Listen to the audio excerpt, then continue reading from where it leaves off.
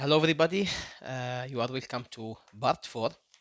This will be clip 1 in part 4 of this course, and this part will be related to the performance and requirements in wireless communications. We will also give some hints or some introductions to some modulation and multiple access methods like OFDM and CDMA. Okay, so part 4 outlines will be divided into several clips as we did in the previous parts as well. So we will talk about the quality of service and requirements in wireless communication like reliability, security, throughput, latency and jitter, bit error rate and packet errors, outage. Also, we will introduce some modern multiple access and modulation techniques like CDMA or DM, space-time frequency coding, non-orthogonal multiple access, which will be like one of the major advances in the new radio of 5G radio receivers, software defined radio. So we will introduce this, or this is the outlines of part 4. The learning outcomes of this part: after watching carefully and studying the recorded clips of part 4 and attending the online sessions and performing the quizzes successfully, you will be able to demonstrate the major performance and the quality measures in digital communication networks, be able to select the proper communication technology based on the system requirement, be aware of the most advanced modulation and multiple access technologies like CDMA, OFDM, and NOMA. Be aware of the structures of radio receivers and the recent development of the software-defined radios. Okay, let us start with the quality of service. So, for anything that we want to deal with, we need to measure some quality assessment or some parameters to say which one is better or which one is selected for our needs. So we need some factors to define.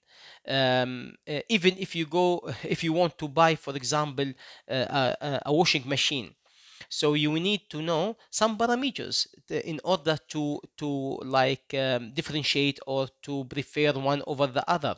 So for example, some of the parameters of washing machine, it can be the capacity of the washing machine, how many kilograms that they can take of clothes, and for example, how many programs that you can make for that, the rotation speed, maybe the power consumption. What else? Cost, of course. Cost is very important. So maybe you start with the cost actually that you want to buy the best one within that budget. But always you need to define some factors in order to buy the washing machine. For some people, it is very important that the noise that generated by the washing machine, that it should have low noise. Some people, they don't care about some parameters, but they care about more some others. So it depends. So for everything, if you want to buy a mobile phone, so you have in your mind some factors to prefer one over the other, to select the best one for your needs. So this is the same for wireless communication. We need also to define some services, some quality factors that to say which technology that we should buy for that service. Wireless communication actually provide services for different applications with different needs. For example, voice communication, video conferencing, messaging like SMS, social application like Facebook, Twitter, and Instagram, and others, multimedia applications, for example, watching YouTube, listening to music, Netflix, and others. Machine-to-machine application or communication, Internet of Things, IoT applications in industry, security and monitoring applications, vehicle to everything for road safety and efficiency, smart systems, smart grids, for example, you can just name it. So that we have a lot of applications that wireless communication can provide services there. But we will see that for each of those applications, they have different kind of requirements, different needs, and we should think about the communication tool or the platform, which one will be like preferred for some applications. So for some applications that we saw before, some applications they can like manage with some delay, some applications not. Some applications require low data rate, some applications require very high data rate. So it depends on the application itself. So in general, the factors of quality of service to say which one is the best for some application, it can be divided into these that parameters, that communication reliability. We will address each one: security or cybersecurity, communication link performance, which consists of throughput, packet losses, delay or latency, delay spread jitter, bit error rate or packet error rate, outage probability, communication cost. So these are some of the factors of the quality of service, but they are very important. Okay, if we start with the communication reliability, some books and also papers, they address the reliability as the capability of the system to deliver the message from the transmitter to the receiver with negligible distortion and errors. Actually, this is true in general, that this is also can be seen as a reliable system when it is able to deliver the message or the data or the information from the transmitter to the receiver within the conditions required, like the delay, the time, and everything. But actually, those can be also like assured by the quality of service that we will see later.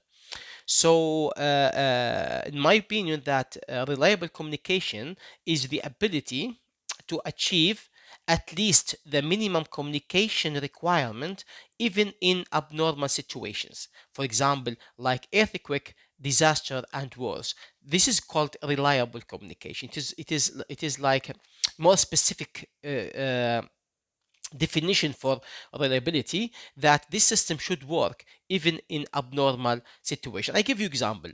If we have in some area we have only like one base station, and over this base station we deliver some sensors signals that they are important for some industrial application, okay, or for protection, for safety, and so on. And we have only one base station, and we don't have other other systems. We don't have other alternatives. um, so in that case, is this system reliable? Even if the base station is very well designed and is very high quality, is the system reliable? In my opinion, it is not reliable, because this system, what happen if some earthquake happen, or for some like fire happen for this base station, simply the whole communication link will collapse and there is no communication anymore because of this abnormal situation. So the reliable communication, once you want to build a reliable communication system, so we need to check with the operator or with the service provider that like other alternatives, that it can work in case of abnormal situation happen. Okay, so this is about communication reliability. About communication security, this is also actually very very important, and the tricky part in this security, it is like reliability, that it might not be sensed or observed by the end user directly. So in a reliability problem, for example, maybe you think that you have reliable communication, but when this abnormal situation happen, then you lose your communication system.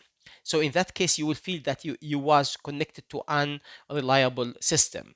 Okay, so it is also for communication security. Actually, we don't know, or we can't sense the security level of the communication immediately unless we lost some data, or we got some problems. So in the communication security is one of the very important for personal on the personal level, and also more like important for in the industrial and for example society level. So it is critically important, the cybersecurity issues. For example, if we include this wireless communication in this smart grid, which is open structure for the electrical grid. So now we have this smart grid.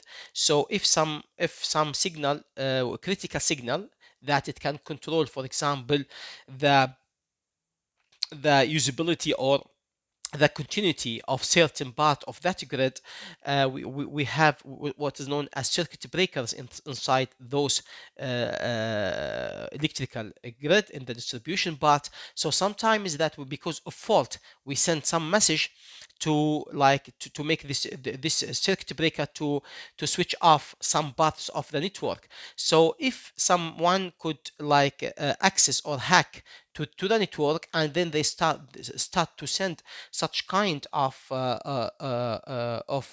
signals that to break or to activate the circuit breakers, many circuit breakers inside the network, the smart grid, this can cause disasters in some cases. So it is very important to take these cybersecurity threats into account.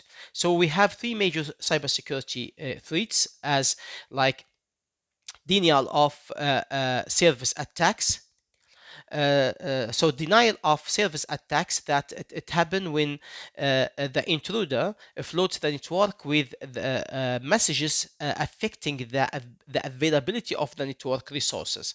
So they don't actually the attack is based on flooding the system with a lot of messages. So the transmitter is not able to send anymore their signal, or the signal will be because most of the resources in the network was consumed by this intruder. So this is one of the important, this denial of service attacks. We have also spoofing and session hijacking. So when the attacker gains access to network data and resources by assuming the identity of a valid user. So this is one very serious, actually, a threat in communication.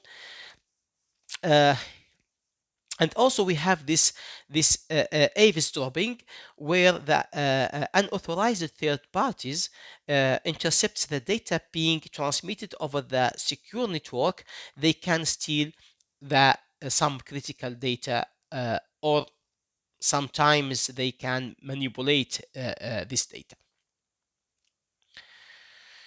So in that case, we can address four major problems in communication cybersecurity. First is the confidentiality, which means that only the desired user must be allowed to read data. The integrity, data integrity is concerned with the correctness, not manipulated data. Spoofing, a node can impersonate an address in a mobile ad hoc network. Availability, attacks similar to denial of service can block the availability of data at the user end. So those problems should be addressed in wireless communication. So it means that before we make the contract with the service provider, that we have to discuss these security levels there. However, there is some actually trade-off that we need to take, because as more security layers we add, as more latency and delay it happens in the data. And in that case, in some real-time applications, especially in industry, where the delay or the latency is not allowed to be more than, let's say, 10 millisecond or 20 millisecond, in such application, adding a lot of security layers will make more delays, and it make also some problems on the other side. So trade-off is required always. And for some industrial application, they add their own security layer, so they don't rely that much on the operator, but they can also rely on their own security layer. For example, making encryption, end-to-end encryption algorithm. However, remember that end-to-end encryption technique might protect your data from being stealing, but it will not avoid the system from like denial of service by flooding the link with many other messages, or trying to block your transmission. So these cybersecurity issues, actually, they are very important in wireless communication, on the personal level and also on the industrial level, and a governmental level as well. So a lot of research is going on in that area. Okay, now we come to the service requirements. The service requirement could be divided into two parts, like strict time data streams or elastic time data streams. Strict time data means that it is not allowed to have large delay, and it should be like real-time application. For example, voice calling. In voice, to have smooth voice communication, that the other party will not notice any delay in the communication, the allowed delay is about 32 millisecond. Of course, in some VoIP application, we can allow even 10 times more delay, like up to 300 millisecond, about zero point 0.3 second. But remember that as you increase the delay, as the quality of the communication will be reduced. Real-time video calling and watching is also a strict time data stream. Sensor inputs for real-time control system, like for example, as we mentioned now, in a smart grid, when there is a fault, so the sensing of that fault should be transmitted to the control room, where the control room will take to allocate the error, and then take the proper action to the actuator, like circuit breaker. And in that case, the time delay should be very restricted and limited. Actuator commands, protection application, as we mentioned now, in real time robotics, of course, and autonomous vehicles or autonomous cars. Of course, the autonomous cars are cars of course, the autonomous cars, they have their own sensors to take like local control, but also there can be some signals or some protection signal came from control room, like remote control room. So in that case, the delay also should be very limited. Elastic time data stream, for example, internet exploring, searching. So if you click, for example, for certain page, and it takes like a few seconds before it opens, so it is not a problem for you. So you can wait like 1, 2, 3 seconds sometimes if you didn't feel that. Searching, for example, if you are searching for some information, and then it takes few seconds to be like pop up, so it is not that big issue as well. Files download and upload. What is more important for you? If you want, for example, to download a file which is let's say 10 gigabyte, okay, you have 10 gigabyte of data, a lot of data, and the system is working in discrete time, but in very fast manner. For example, if I ask you which one that you will prefer, this is time, and this is the size of download within the time.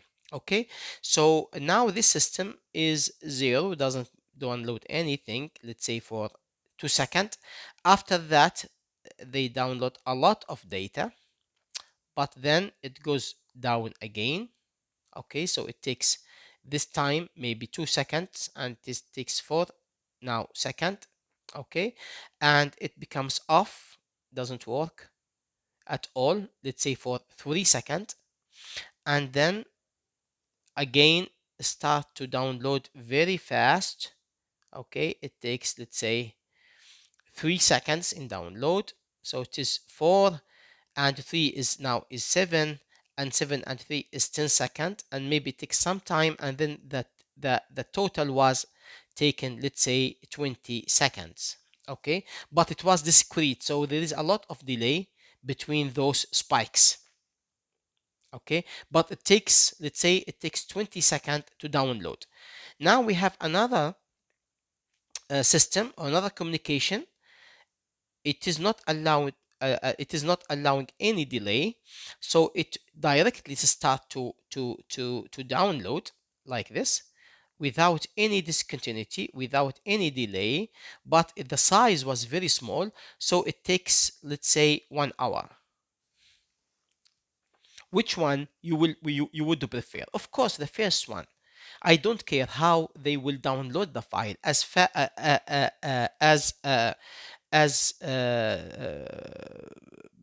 as it will be very fast. So this is what we need, to be very fast download, not the discontinuity or the delay. So in that case, we take care about more that it depends, as I said, on the system itself. Sensing data gathering, no real-time actions. So this is also one of the elastic time. Posting in social media application. So if you write some post and upload it to Facebook, and it takes, let's say, 5 seconds or 10 seconds before they appear, it doesn't matter. So this is actually, we have different kind of requirement. So based on the requirement, we can talk about the quality of service, if the quality of service of that system is suitable or not. Okay, and now to take some examples about the requirements, let us have a few practical examples, like audio requirement. For the audio requirement, for the encoded data rate, it depends, of course, in the sound quality. For like telephone or voice quality, for the good voice quality, without any compression or coding, that it needs about 64 kilobits per second. This is the because if we take like 8 kilohertz of the bandwidth of the voice, and then we sample that signal. Actually, if you remember, when we talk about the sampling theorem, we said that the sampling should be maximum to or double the maximum frequency of the signal. So if we take 4 kilohertz of the human voice, which is the requirement to have like good sound quality, so 4 kilohertz, the sampling rate, it will be 2 times this 4 kilohertz, means that it is 8 kilosample per second. And if we take 8 bits per sample, then we will have 64 kilobits per second. This is the standard of the telephony system, and it is called this BCM, bus code modulation. So in CD quality, it might be up to 1.4 megabit per second. We have a lot of space compared for voice. So the two-channel stereo system, they can be up to 1.4 megabit per second. For multimedia stereo music, it can be 384 kilobit per second. So you can see that it depends on the quality required. In case that we need to minimize the bit rate for example, for certain application, like for example in JSM. So in JSM they use a linear coding method that it can reduce this 64 kilobit per second up to 13 kilobit per second with very like mild voice degradation or quality degradation. So 13 kilobit per second. Actually, it is possible also to reduce it even more, like up to 6 kilobit per second. But as you reduce this or increase the compression percentage, as more like degradation happens in the voice. So it might come to the stage that you understand what the other party says, but you cannot recognize his voice. For example, the thumb of the voice like will disappear. This could happen at about like 6 or 5 kilobits per second in the voice coding. Actually, there are some. I read at least one article. They talk that they were able to reduce it up to about 2 kilobit per second for the voice. Um, and about the recommended maximum delay for real-time voice calling is about 32 milliseconds. This is for circuit switching. For VoIP, it can be relaxed more, up to 300 milliseconds. From the other side, you can see the voice requirement will not work with the audio requirement, because in video requirement we will need much more data rate. For smooth movies, we need at least 25 frames per second, and each frame consists of many pixels, two-dimensional pixels. So, for example, if the frame rate was much less than 25 frames per second, it might cause some like degradation in the quality of the video, and also it might cause some headache when the person try to watch carefully about this discontinuities in the flow of the frames. Also, the video quality depends on the size of each frame. So, in low definition video, for example, we have 480 times 360 pixels. Pixels is the number of dots consisting each picture or each frame. In high number or higher number of pixels means that much better video quality, especially if you watch the video over big screen.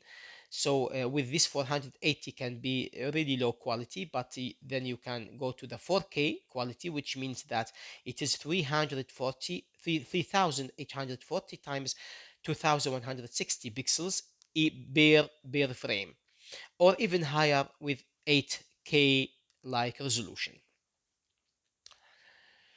Uh, Source coding or compression in video signals are essential, very essential. Without them, it might not possible to send several videos in over like wireless networks, like over cellular network, for example.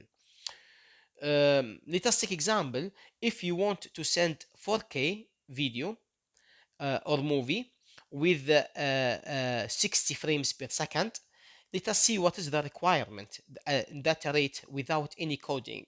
Without any coding, it means that we assume that for every pixel, which is usually that what we have, 24 bits per pixel, because we have three colors, like basic colors where we can generate any color that we want, and for each color we assign 8 bits. Okay, so the total is 24 bits per pixel. So the rate will be 24 bits per pixel times the number of pixels. They are in 4K quality is 3840 bit or pixel times 2160 pixel times the number of frames per second, which is 60 frames per second. So the total will be about 12 gigabits per second.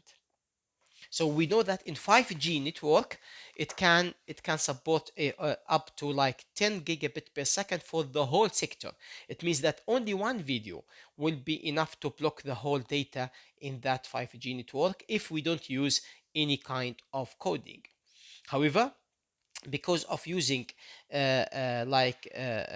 very sophisticated and efficient coding, this data rate could be easily down up to 60 megabits per second without big change or big degradation in the video. So you can see that it has been downloaded more than 100 times, okay, or 200 times that it has been the data rate was reduced. If someone asks how it works, why in video coding or in general, actually in pictures, we are able to reduce that much. Actually, if you look now to this screen in front of you, you can see that for example, if it is at let's say 4K quality. So assume that this screen in front of you now, it consists from a 3840 pixel times 2160 pixel.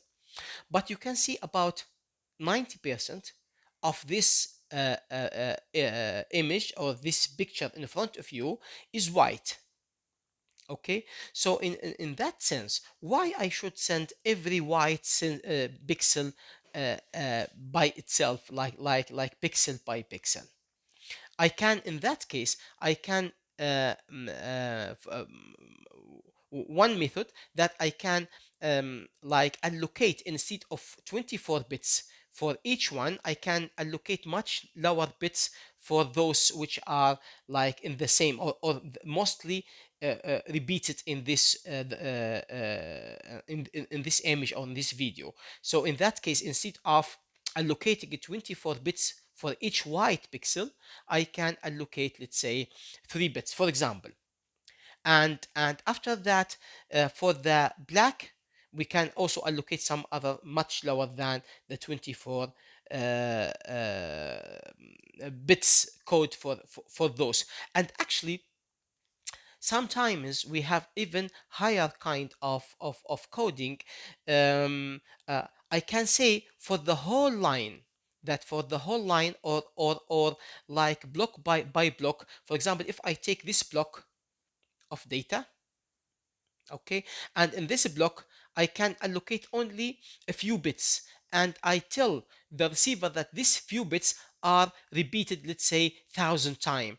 These few bits are repeated because is the whole pixels in this block, they have exactly the same color. So I send it only once, but I send a message that this should be repeated. So there are a lot of efficient encoding methods for video, for images, for voice, and this can really reduce the data rate, the required data rate. We have some coding that they will generate the same, exactly the same figure again. There is no losses. It is called lossless coding. And we have lossy coding, that we can also sacrifice some quality in order to reduce the required data rate. So here we have some of the requirement for the video. So you can see that for 4K, for the if you want to have frame rate, or the frame rate to be from 24 up to 30, in that case you will get bit rate of between 35 up to 45 megabit per second. If it is between 48 to 60, it can be from 53 up to 68 megabit per second. And you can see that for low quality or low definition video, we can send them as low as 1 megabit per second. It is very low data rate, which is reasonable for some, like if we have some limitations in the network. And for video conference, acceptable latency or delay using high definition codec, it can be up to 300 millisecond or zero point 0.3 second. Up to 0.3 second is okay, and is can be like handled in this video conference applications. The throughput, actually, when we talk about throughput is different than data rate. Data rate is the actual data rate that we use, but not all data transmitted are carrying the payload, or carrying the information rate. Because, for example, data contains, for example, header, like the address that you want to send, the type of data, okay, coding bits, like parity bits, and many other information like power control, signaling. There are a lot of information carrying in this data. Part of this data is the payload, which is the actual information that we want to send. So this is the throughput actually is usually less than data rate. So if you have system that they call you that we can provide you such kind of data rate, for example, we say that it is 100 megabit per second. Remember that this doesn't mean that this is information rate. Yes, this is data rate, but the information rate can be within this 100 megabit per second, can be as low as, for example, 20 megabit per second, or even less in some applications.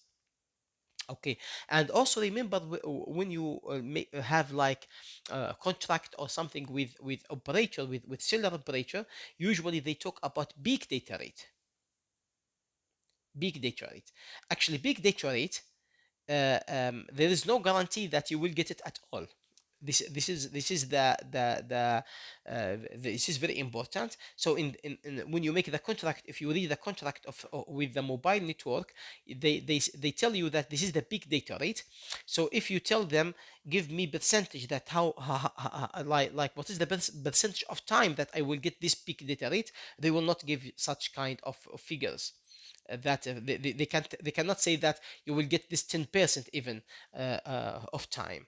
The reason is that big data rate depends on the channel condition, depends where do you live, for example, and are you on the cell edge or you are close to the base station, depends on many other factors. So the big data rate is sometimes can be tricky title, but anyhow it is still give some information. So for example, if you make the contract mobile network with a mobile network with big data rate with 10 megabit per second, it means that most of the time you will not get this 10 megabit per second. So it means that your average can be 3-4 megabit per second. When you make the contract with 300 megabit per second, so you can get like actual throughput up to 20 or 30 megabit per second, which can be much higher than the 10 megabit per second contract.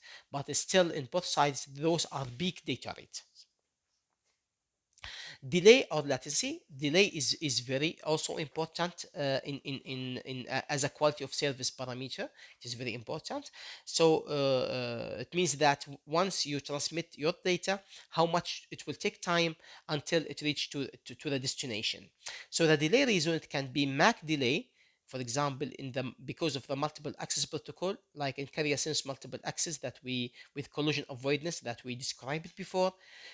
Loss delay, in some protocols, when the packet losses, then it will ask for retransmission. So this process of retransmission, it can increase the delay. Queuing service. So when you have, for example, in the base station, we have like memory to queue all the data received from different services, and before they deliver this to the mobile phones, sometimes they have some scheduling or priority algorithm. Round trip delay. The round trip delay also takes time, but for small distance or short distance, it is not that big issue. However, it can be major delay in satellite communication. Processing delay, because the transmitter, before they transmit, we have processing of data, and also the receiver, before you get the final result on the application layer, it will need to reprocess this data. So this processing time, it can cause delay. There is also, for example, MAC delay, which for example, if we have like multi-hop. So if we don't send that signal from the transmitter to the receiver directly in one hop, but we have multi-hops, in that case, we send the signal like in Zigbee network, for example, to one node. So the node receiving the signal, and they can process the signal to retransmit again to the adjacent device, and so on. So these multi-hops will also introduce like delay or latency. Again, it is not possible to guarantee any upper delay in wireless communication. in general. However, we can put that under some, like, with some confidence interval or some confidence factor. For example, you can make the contract with operator, with the cellular network operator, that the maximum delay will be less than 300 millisecond for 90% of the time, or for 95% of the time. They can give such kind of contract, but they cannot say that the delay will be always 100% less than that maximum delay, because they can be also packet losses. It can some message might not or might never arrive to the destination. So, but they can make such kind of contract in the quality of service. In Again, it depends on the application, the allowed delay. For example, in protection, in smart grids, the delay shouldn't be more than 10 millisecond in some applications. Actually, in 5G, we hope, or we have a hope actually, that we reach to 1 millisecond delay. um, jitter Jitter is different than the delay, that it is uh, uh, the difference in between the maximum delay and the minimum delay. For example, if you have a system that the packet, every time it has the same delay. For example, it has 50 millisecond delay every time. In that case, the jitter is equal to zero. Okay, but if we have a system that the signals, sometimes it has 50 millisecond delay, some packet will be like 100 millisecond delay, some can be 200 millisecond delay, 20 millisecond delay. So every time the delay can change. In that case, the difference between the maximum possible delay minus the minimum possible delay, this is called the jitter. Some problems can be introduced not because of the delay itself, but because of the jitter of the delay, that the packets might not arrive in order, or it might cause some problems in that case.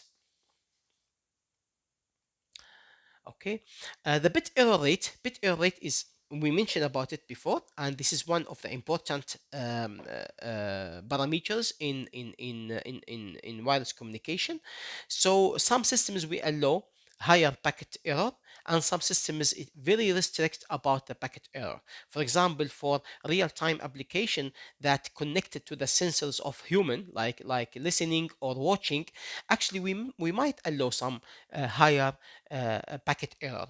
For example, in voice, if the packet error is up to 10 of the power minus 3, and sometimes up to 10 of the power minus 2, it means that 1% or 2% of the packets didn't arrive in correctly, or they lost. Even sometimes we don't even notice that when we hear the voice or listening to the other person. So if there's 1% of the packets lost, we sometimes we don't even notice that. Also the same for the movies. For example, if you have in one movie, let's say in 4K resolution, in some picture, somewhere in that picture, in some background, we have lost of pixels, we have lost of thousands of pixels in that one frame.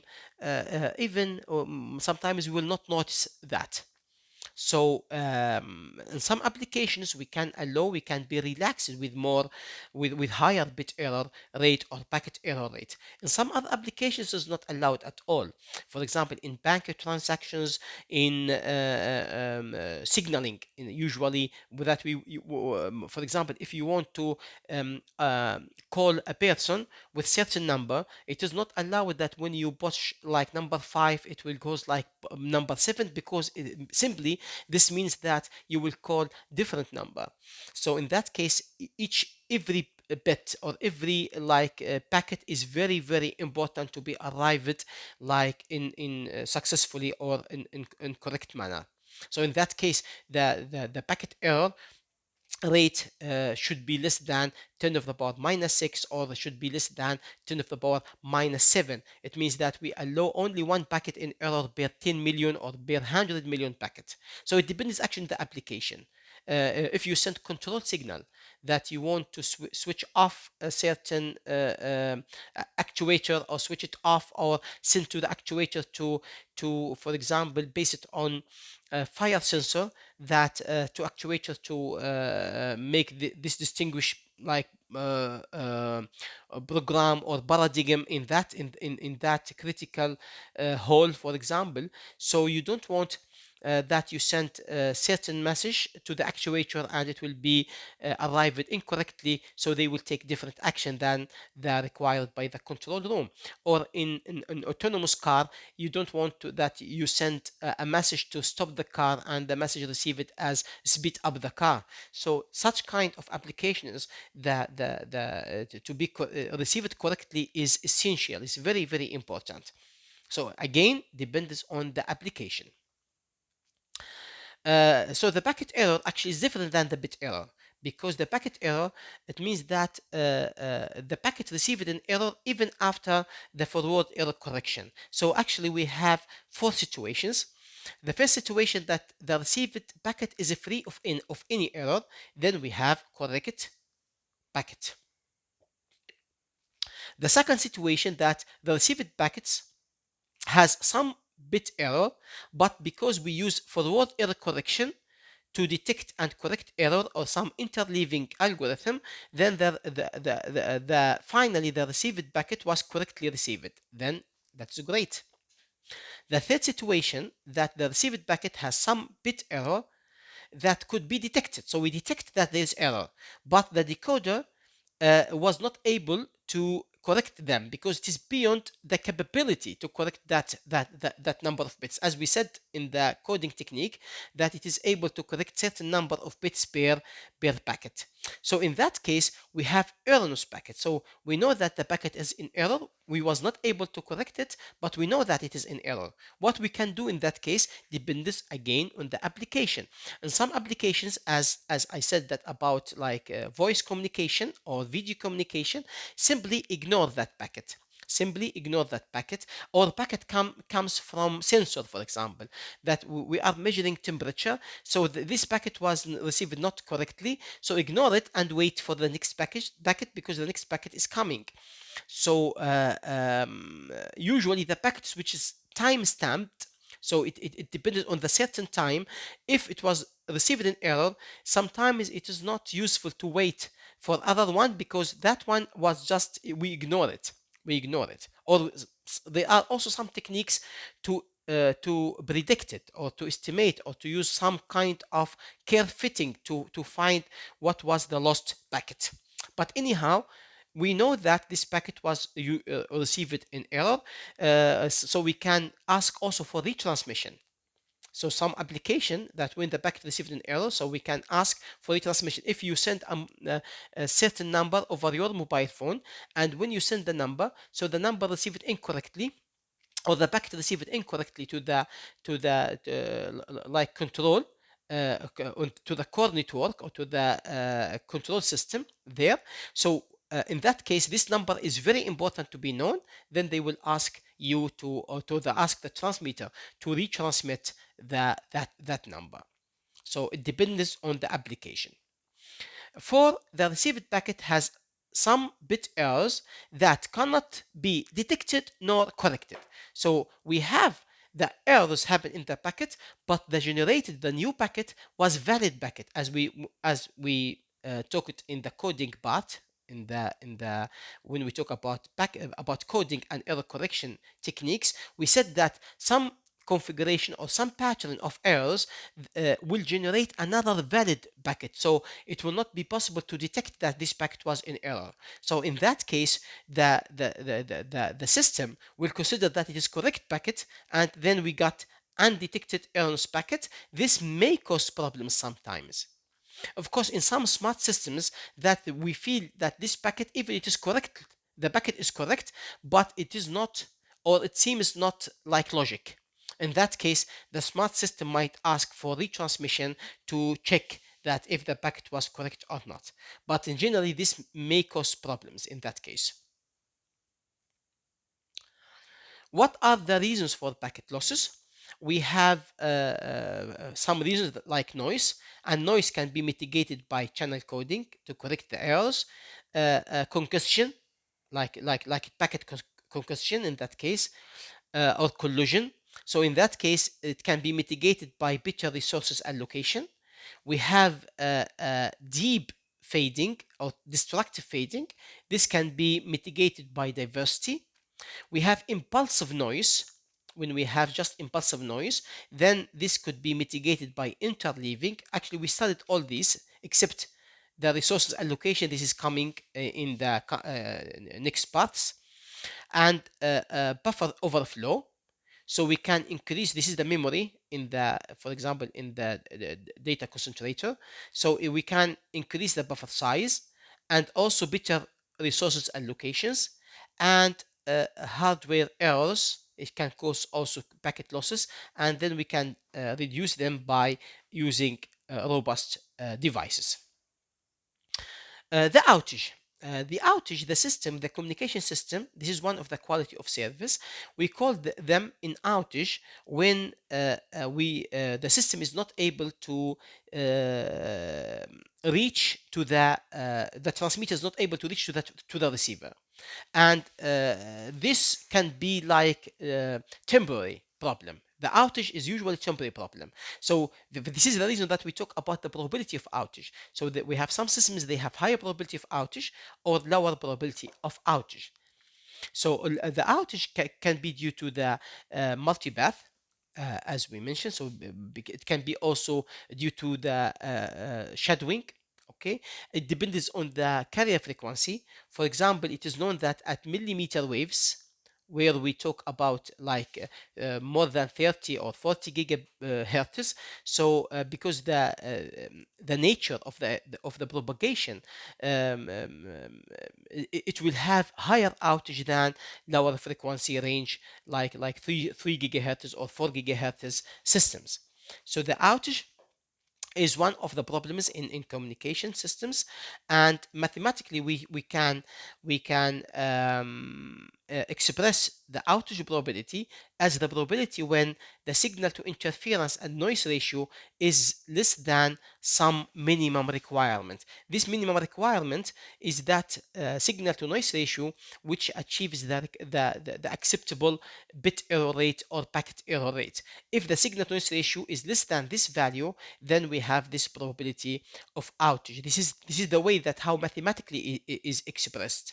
Okay, so the signal to noise ratio is related to the received signal power, interference level, and also the noise level. So when the signal power is very low due to the destructive fading, then we are or shadowing, then we will be in outage.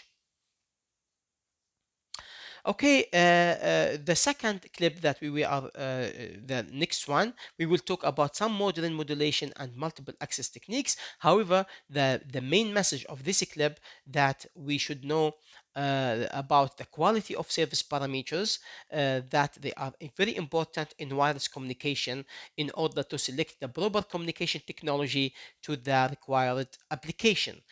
For every communication, if you talk about 3G, you talk about 4G or 5G, or you talk about Wi-Fi like 11A, 11B, 11J, 11AX, or whatever. When you talk about Zigbee, Bluetooth, about long range WAN, every communication system or standard, they will have certain quality of service. So the first on this is the conclusion, that based on the application, your requirement, you should see which communication system should be the best one to be selected, taking into account also not only the radio parameters or the communication parameters, so but other parameters as well, like reliability of the system, security, cost of the system. Cost is very important. I didn't mention cost here in the slides, but cost also is very important. For example, if you have a company, if you build a company, and in that company you want to distribute, let's say, 1000 sensor IoT, Internet of Things 1000, and everyone you want to have to be to have a communication like with cloud. So one method is to use a third-party app solution like using operator, for example. But remember that when you take SIM card from operators for 1000 device, then you need to pay something.